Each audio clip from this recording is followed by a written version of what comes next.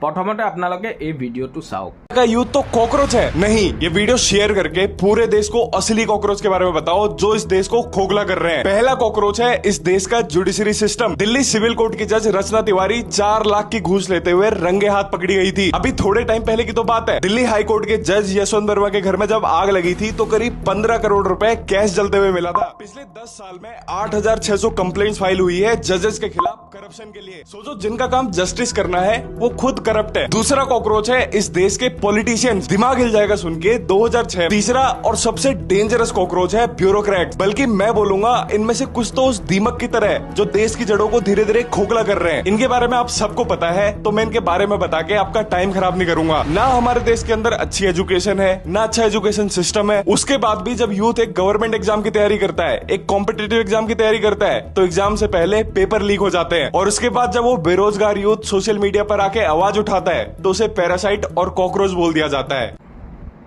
এই ভিডিঅ'টো চোৱাৰ পাছত আপোনালোকক কেনেকুৱা অনুভৱ হৈছে? আমাৰ ইউথ বৰ্তমান সময়ত ককৰোচ, মানে আমি পইতাচোৰা। এই কথাষাৰ কোনে কৈছে? CGI। লজ্জাৰ কথা। কোনোবাই পঢ়া শুনা কৰি আজি নিবনুৱা হৈ আছে আৰু কোনোবাই চাকৰি কৰি নিজকে বুদ্ধিয়ক বুলি ভাবি আছে। এইটো কিমান গ্ৰহণযোগ্য আজিৰ সময়ত? আজিৰ শিক্ষিত যুৱচাম নিবনুৱা হৈ পৰি আছে, সেইকাৰণে আপোনালোকে ককৰোচ বুলি ক'ব নেকি? আপুনি কি বুজাব বিচাৰিছে? আজিৰ সময়ত ককৰোচ কোন হয়? ইয়াৰ দ্বাৰা এটাই কথাই বুজা গৈছে যে আজিৰ সময়ত কোনো বস্তুৰ বাক স্বাধীনতাৰ পৰা আদি কৰি কোনো ধৰণৰ সংবিধান মতে কিছুমান বস্তু আজিৰ সময়ত চলা নাই। আমি এই বস্তুবিলাকৰ পৰাই বুজি পাওঁ। কাৰণ আইনৰ চকীত বহি যদি এই ধৰণৰ ভাষ্য প্ৰদান কৰে তেনেহ'লে আহি থকা দিনত আমি কাৰ পৰা আশা কৰিম যে আমি এটা সঠিক ন্যায়ৰ ফালে বা আমি ন্যায় পাম কাৰোবাৰ পৰা? ন্যায়টো আমি নাপামেই। মই কাৰণ আজি কিমান বছৰৰ পৰা, আজি ইমান 4 বছৰৰ অধিক হৈছে মই মেছেজ পঠাইছোঁ, এতিয়া ভিডিঅ' বনাই কেনে কৈ আছোঁ। পাই জানো মই যে ফোন হেকৰ ওপৰত যে আজিৰ সময়ত মই কথা কৈ আছোঁ, জানিছোঁ কাৰণে কৈছোঁ। মই আনৰ কথা শুনি কেনে কোৱা নাই, মোৰ নিজৰ লগত হৈছে আৰু মই ইয়াৰে ওপৰত 3 বছৰৰো অধিক সময় কটাইছোঁ। নাযাবলগীয়া জেগাত গৈছোঁ, তাৰপিছত মই তাৰ যিখিনি কথা জানিব লাগে সেই কথাবিলাক জানাৰ পাছতহে মই ভিডিঅ' বনোৱা আৰম্ভ কৰিছোঁ। বাৰু যিয়ে নহওক, কিন্তু আজিৰ সময়ত আপোনালোকে আজিৰ সময়ত এই ধৰণে যদি শিক্ষিত নিবনুৱাক যদি আপোনালোকে অপমান কৰে তেনেহ'লে এইটো কিমান গ্ৰহণযোগ্য মই আপোনালোকৰ পাব্লিকৰ মাজতে এৰিলোঁ। CGI, chief justice of India, তেখেতৰ মুখৰ ভাষ্য ইণ্ডিয়ান ইউথ ককৰোচৰ নিচিনা। কিমান গ্ৰহণযোগ্য? বাক স্বাধীনতাটো বৰ্তমান নাই। কিবা এষাৰ কথা ক'লে জেলত সোমাই থৈ দিব। ছ'চিয়েল মিডিয়াত নিজৰ মনৰ কথা ক'লে তাতে কিবা নহয় কিবা আপোনালোকে ধাৰা লগাই দিব। কোনটো জেগাত আমি আজিৰ সময়ত জীয়াই আছোঁ? পৰীক্ষা ক'ৰবাত মই নকওঁ, ভাৰতৰ যিকোনো ঠাইত আজিৰ সময়ত মই নাম নকওঁ, এতিয়া পৰীক্ষা পাতে, পেপাৰ লিক হৈ যায়। প্ৰথম কথা, শিক্ষিত নিবনুৱাৰ লগত কোনে খেতালি খেলি আছে? CGI হ'ব পাৰে তেখেতৰ নিজৰ গৰিমা নিজে বচাই ৰাখিব লাগিব, নে কাৰোবাৰ এজেণ্ট হৈ কেনে কাম কৰে? মই যিটো ভিডিঅ' আপোনালোকক দেখুৱালোঁ সেনেকুৱা হাজাৰ হাজাৰ ভিডিঅ' আজিৰ সময়ত পৰি আছে। নিৰ্দোষী ফচি আছে, দোষীক নিৰাপদে ঘূৰিবৰ কাৰণে এৰি দিছে, সেইবোৰে চলি আছে। মই আজি ফোন হেকৰ ওপৰত যিটো কথা উঠাই আছোঁ সেই একেটা বস্তুৱেই হৈ আছে। আজিৰ সময়ত ওপৰত বহি থকা মানুহবোৰে নিজৰ সেই টেকন'লজিবিলাক ক'ত ব্যৱহাৰ কৰি আছে সেইটো আজিৰ সময়ত আমাৰ জানাটো খুবেই দৰকাৰ হৈ পৰিছে। নে কাৰোবাৰ ব্যক্তিগত ঘৰৰ বা ব্যক্তিগত কোনোবা ছোৱালীক ভাল পোৱাৰ পিছত সেই ব্যক্তিগত বস্তু চাবৰ কাৰণেও এই টেকন'লজি ব্যৱহাৰ কৰে নেকি? প্ৰথম প্ৰশ্ন, কাৰণ মোবাইলটো হেক কৰাৰ পিছত তাতে ল'ৰা বা ছোৱালী বুলি লিখা নাথাকে, যাক চাব বিচাৰে তাকহে চাব পাৰে। আজি CGI এনেকুৱা ধৰণৰ এটা যদি বাক্য ইণ্ডিয়ান ইউথৰ ওপৰত ক'ব পাৰে তেনেহ'লে আমি স্কিনটোৱে হেক হৈ থাকে। আপুনি কি কৰে কি নকৰে কেমেৰাটো হেক হৈয়ে থাকে তাৰে এক্সেছ লৈ বহি থাকে তাহাঁতে আৰু সিহঁতৰ এটাই কথা মই এজন মানুহক কৈছিলোঁ আৰক্ষী এজনক আমি কৈছিলোঁ কওঁতে এষাৰ কথা কৈছে কি প্ৰমাণ আছে প্ৰমাণটো অক্সিজেনৰো নাই কিন্তু লৈ আছোঁ আমি কিন্তু আৱাজটো মই উঠামেই এজন আৰক্ষীক যেতিয়া মই কৈছিলোঁ তেখেতে মোক কৈছিলে যে প্ৰমাণ কি আছে প্ৰমাণটো অক্সিজেনতো নাই প্ৰমাণ দিবৰ কাৰণে মোক তেনেহ'লে আপোনালোকৰ ভাৰতৰ সুৰক্ষা বিভাগৰ যিবিলাক বস্তু আছে মোক দেখাওক তেনেহ'লে বা তাত মোৰ ভিডিঅ'টো শ্বেয়াৰ কৰি দিয়ক গম পাব যে ফোন হেক কৰা ছিষ্টেমটো বৰ্তমান সময়ত আমাৰ সুৰক্ষা বিভাগৰ তাত আছেনে নাই মই সেই বস্তুটো গম পাম যদি আছে তেনেহ'লে কাৰ ছত্ৰছায়াত আজিৰ সময়ত এই ফোন হেক কৰা বস্তুবিলাক মানুহৰ মাজত বিলাই দিছে আৰু নাভাবিব এই বস্তুৰে মোবাইলে এপ বনাই দিয়া যায় আপোনাৰ ফোনৰ কথা আপুনি ভাবিব নোৱাৰে কিমান তলত বৰ্তমান আমাৰ ভাৰতৰ এই বস্তুটো ইমান তলত গৈছে ইয়াৰ পৰা এটা কথা আমি জানো যে ভাৰতখন কিয় হাজাৰ বছৰ গোলাম আছিলে চৰিত্ৰৰ দুখ একচাম মানুহৰ কাৰণ ওপৰত বহি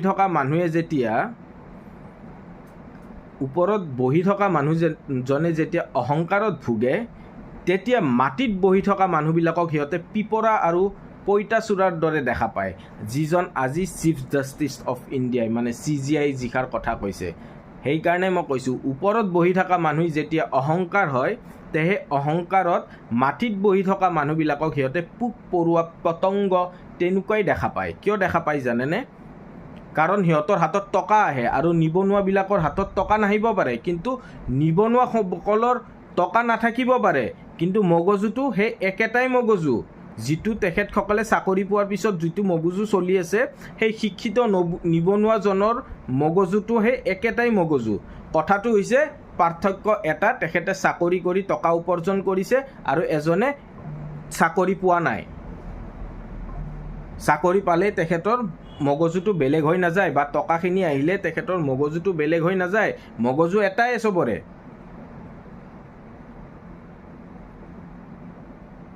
তে কাৰ গাফিলতিত আজিৰ সময়ত ফোন হেক কৰা ছিষ্টেমবিলাক পাব্লিকৰ মাজত আহি আছে আপোনালোকে নাভাবিব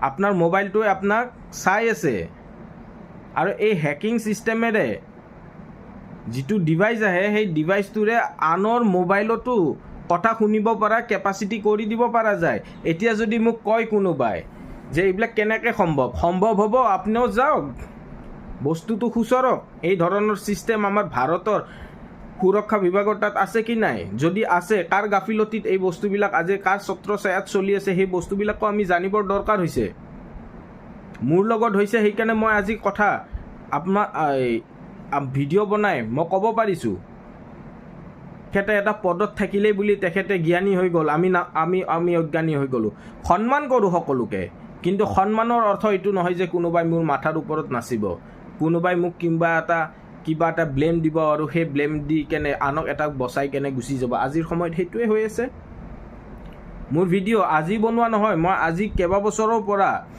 মেছেজ দি আছোঁ সকলোকে যে ফোন হেকৰ ওপৰত মই কথা কৈয়ে আছোঁ কিন্তু আজিৰ আমাৰ অৱস্থা কি হৈছে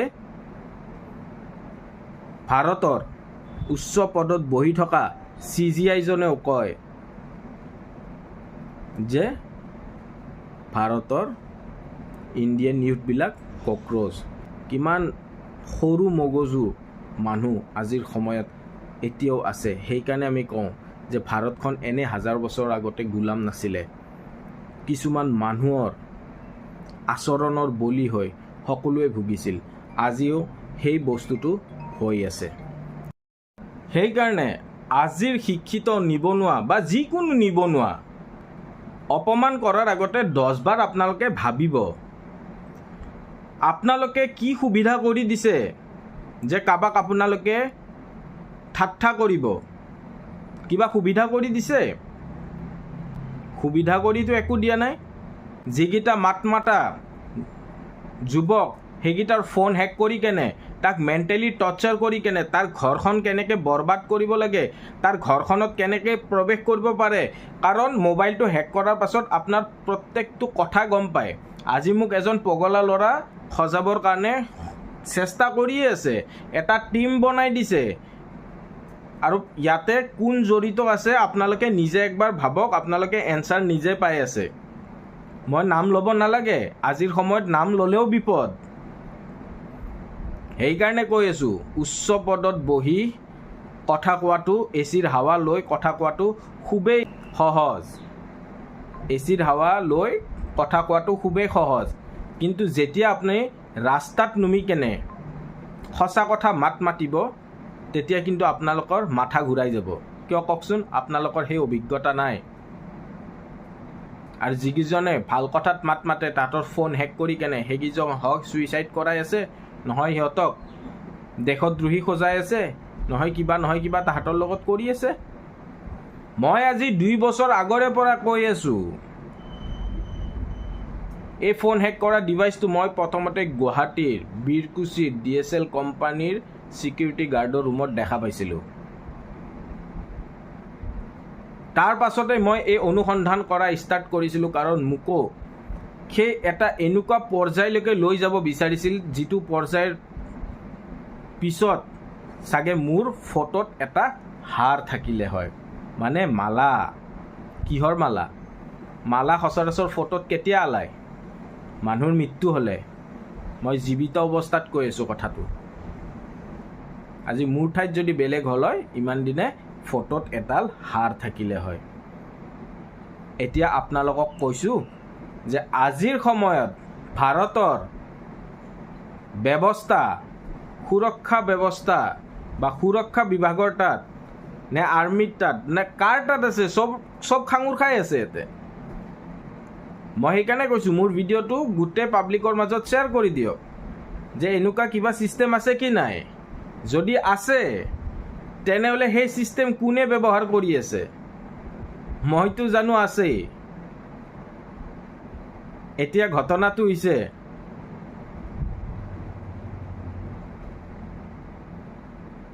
আজিৰ সময়ত বা আজিৰ সময়ত আমি এপষ্টিন ফাইলতো দেখা পাইছোঁ। এপষ্টিন ফাইলটো আজিৰ সময়ত গোটেই ভাৰতৰ পৰা বা পৃথিৱীৰ পৰা নাইকিয়া হৈ গৈছে, মিডিয়াৰ পৰা।